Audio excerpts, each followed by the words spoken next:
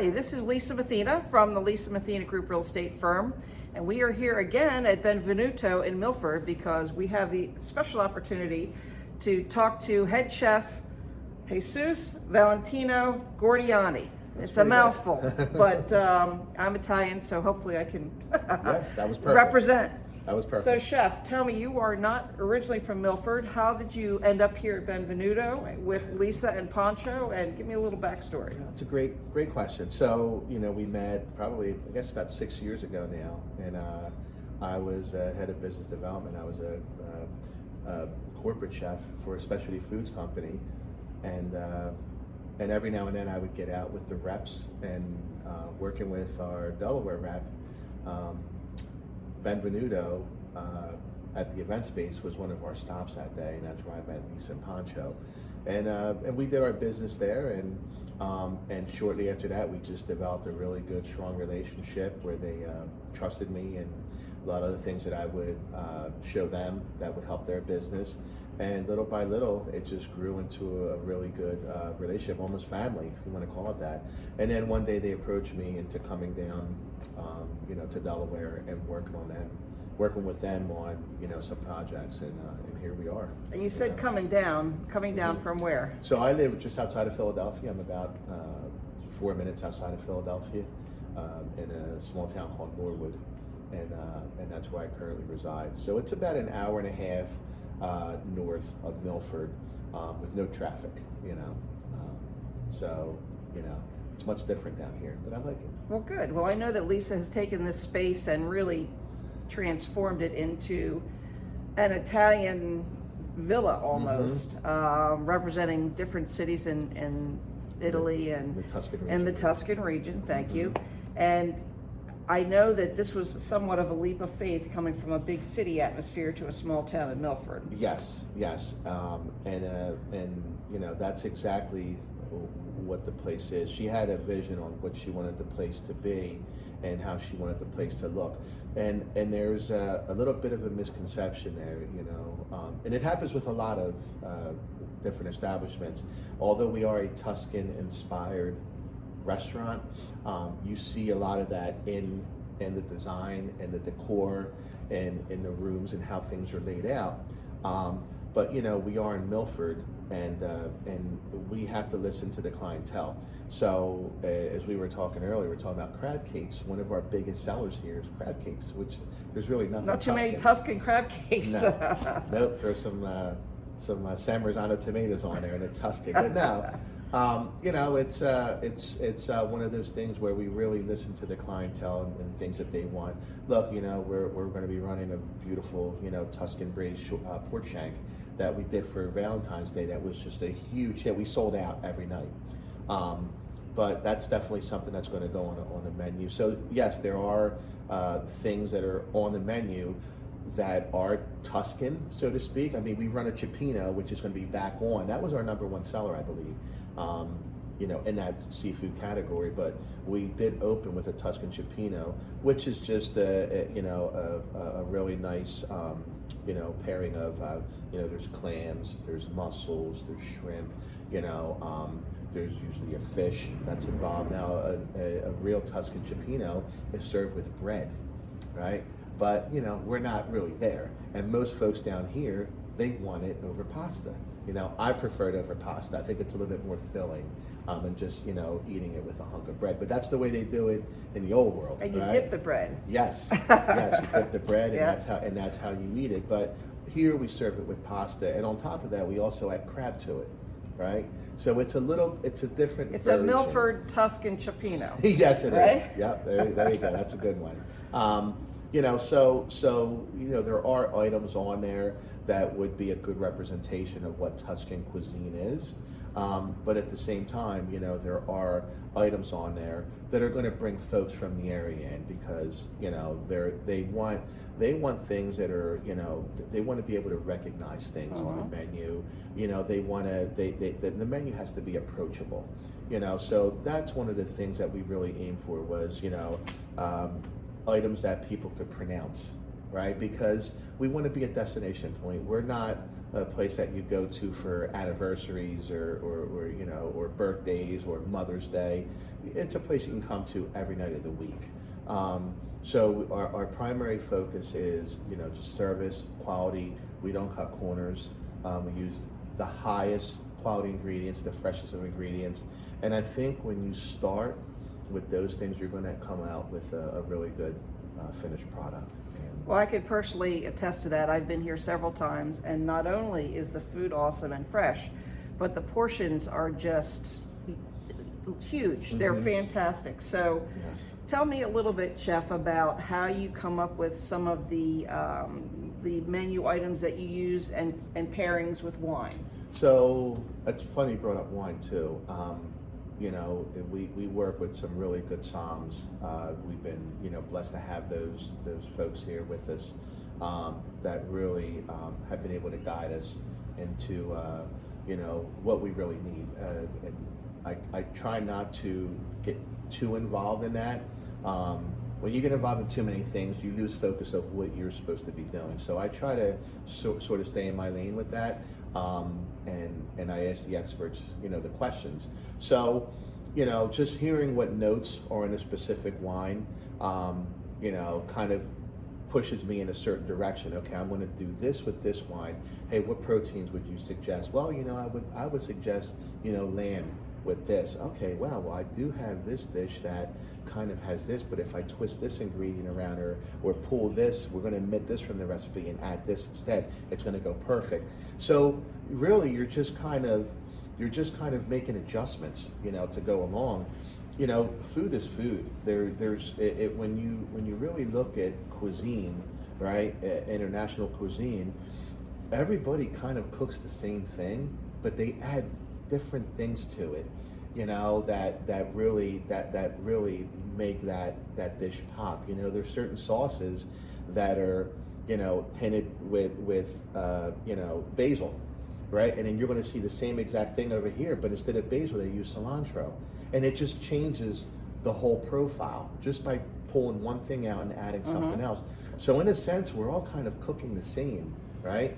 It's just those little things that we do that kind of, you know, make it that much. Regional differences of the same dishes. It is. I mean, when you look at it, it's kind of like, you know, like guacamole, you know, or just, you know, Mexican mashed potatoes, or vice true, versa, that's true. or vice versa. You know, mashed potatoes are just Irish guacamole.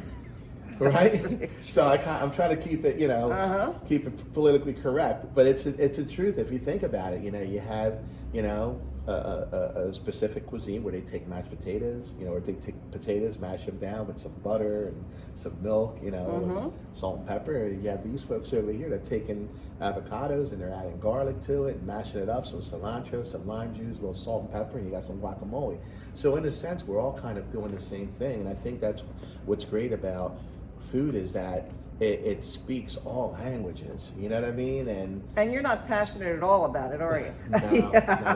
No, you know, I am. I think, you know, I shared pretty much the same passion as most, you know, cooks, you know, have. You have to love this, you know, and for folks that, you know, that want to try cooking as a true profession, you have to try it. It's not for everybody. Right. You know, I think there's just something there. I think we're our own little... It's an art. It is, but the restaurant industry is really its own subculture or its own creature culture. You know what I mean? It really is. And I'm not referring to just the kitchen. I'm saying as a whole. You know, from the front of the house to the back of the house, you know, servers, bartenders, you're working in this industry where really you are serving the people, you're serving the public. And a lot of times, you know, with, you know, lousy hours, sometimes lousy pay, you know, but it's because you have a passion for it, you know. And I think that's where it really started for me. You know, I had this passion for, you know, just taking care of people. And there was a joy I got. I still remember the first time I cooked for my family. I just quietly just watched and see if they liked it and see if they enjoyed it. And I still remember I did things at home that I only saw in restaurants. I still remember that. You know, I'm going to present this like this because this is the way they did it at that restaurant we went to. So I knew at a very young age that I was going to be a chef. Where, you know, a lot of kids are saying, hey, I'm going to be a quarterback, or I want to be a doctor, or I want to be a lawyer. I said, I'm going to be a chef, you know, because I got this really, you know, great, like, overwhelming feeling, you know, when someone would try something. They said, hey, this is really good.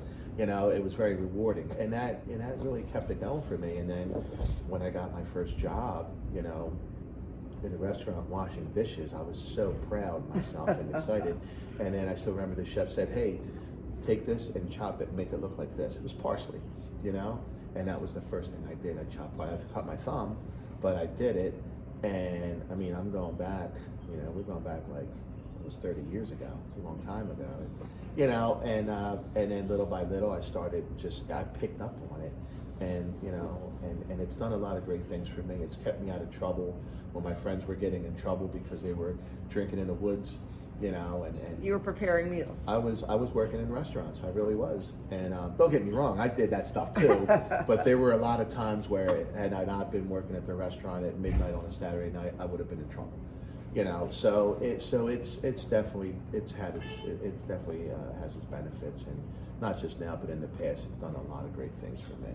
So tell me a little bit about your relationship with Pancho and Lisa, who approached you to start the restaurant with them, and how the Milford community has really embraced you, because when you guys opened, you opened February of 2020, Yeah. just before COVID hit.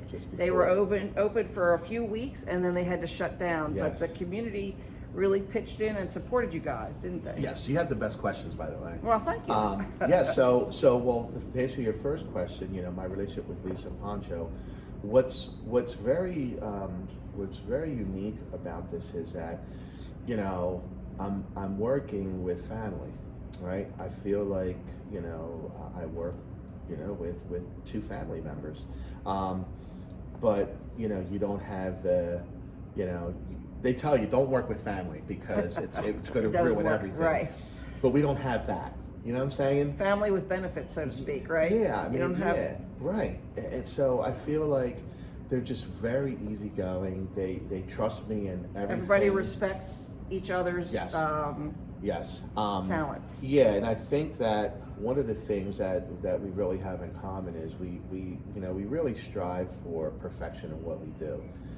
If you look at the place is It's beautiful. beautiful, inside and out. We're out here, it's January, beautiful January day. We're out here in this beautiful courtyard that they Yeah. have. So go ahead, I'm sorry. Yeah, no, it's okay. So I think that we have the same standards, we share the same standards, and you know, and that makes things a lot easier. But you know, as much as I trust them in all their decisions, they trust me, and in a sense, they trust me enough where they've made me the face of their brand. Benvenuto is Lisa and Pancho's brand, and for them to have that much trust in me or say, hey, you're the face of our brand, it's true. It's a huge compliment. It really is. So to answer your question, it's wonderful working with them. You know, they have just a great vision. They love their town, and if they didn't, this wouldn't be here. You know, so to take this place from what it was and to create what is now, it's very impressive. We have folks that come in here, and I do a lot of table touching, and they'll say to me, listen, I really do feel like I was like transported, because when we pulled in out front, we did not think this is what we were going to see. And everything from the ambiance of the place, the bathrooms, everything to the cuisine. They're like, this is just something we've been looking for. No detail has been overlooked. None at all. And Lisa, she's not finished.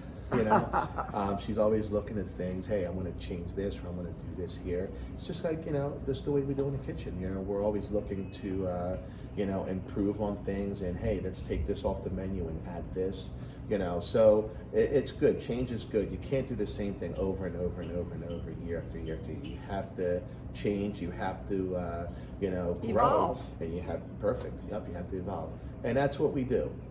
So we want to, continue to, to offer what we've been offering here to our guests and more. But we are very appreciative of the support. As you said, we opened February 13th of 2020, and a month later, literally a month later, we were shut down. And that was like one of the most surreal moments that I've ever experienced. It was just crazy driving back up north, like what just happened? We put so much work into this. We finally got open, and now we're shut down. And it's okay. We'll be back we'll be back in a week. and little did we know. But I will say that if it weren't for the community, Milford and the surrounding area, we wouldn't be here. So we owe a lot of that to you guys, our customers, that have continued to support us, even when we were closing, just doing takeout. I mean, it was, the amount of support was just very overwhelming. It was really cool, and to be received by so many folks down here from as an outsider, right, as a Philly boy, so to speak, that has been it makes my heart happy that we've gotten that much support, and folks have been so open. Even folks saying, hey, you can stay at our house. You don't have to drive home at night, or anytime you want to stay, we have a place for you. Even our chief of police, who I've become very good friends with over the past, 5 years. Hey, I have a room at the house for you. It's all decorated, it's all done up, new sheets, new pillows. It's waiting for you anytime you want. So you really feel like you I feel got good. a hug from Milford then? Yes, I really do. And Milford is it's a lot smaller than like big city up there. There's so much more going on, so much more competition, so to speak. I've never been a competitive person. I'm a very humble, man, not just in business or my profession, but in my personal life as well. That's just the way I am. But it's much more competitive where I come from. Where down here, it seems like everybody's a little bit more laid back, so to speak. And being as a small place, I'll go into like some of the local stores, and they'll, hey, how you doing, chef? And I'm like, man, I don't remember this person. And they're like, oh, I see you on TV, because I do a lot of the TV appearances and commercials and cooking segments and things like that. So you kind of,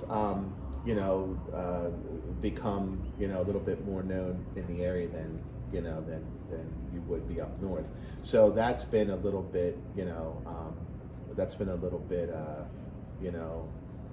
weird, so to speak. Like just good weird. Yeah, like last night I went to the Wawa, and the guy says, hey, get the cook. I see your stuff on TV. I'm like, hey, how you doing? And that's kind of cool, So people automatically look at you a little bit differently. They're not judging you. They're saying, hey, I know who that guy is. So that's really cool too. But again, all that, I'm saying that to answer your question about the support that we've received, it's just been really, really nice. And, it's made us who we are. And I think that once we're done with this plague, I call it the plague, I think once things are lifted, I think we're going to really be able to stretch our legs and just, take this thing to the next level. I have no doubt, and I can tell you that it is a real treat visually and for your palate to come here to Benvenuto with Chef Jesus and eat and enjoy the atmosphere and the food. So thank you for taking your time today with me. Thank you so much, Lisa. Appreciate it. And this is Lisa Mathena, Lisa Goes Local. Please go on to Lisa Goes Local, because I will tell you Benvenuto is offering a coupon for a discount in some food. So that's a good excuse to go on to Lisa Goes Local and Park Bench, take a look at the coupon, come on out and try their food. So Chef Jesus from Benvenuto, Lisa Mathena from the Lisa Mathena Group Real Estate Firm. Have a great day.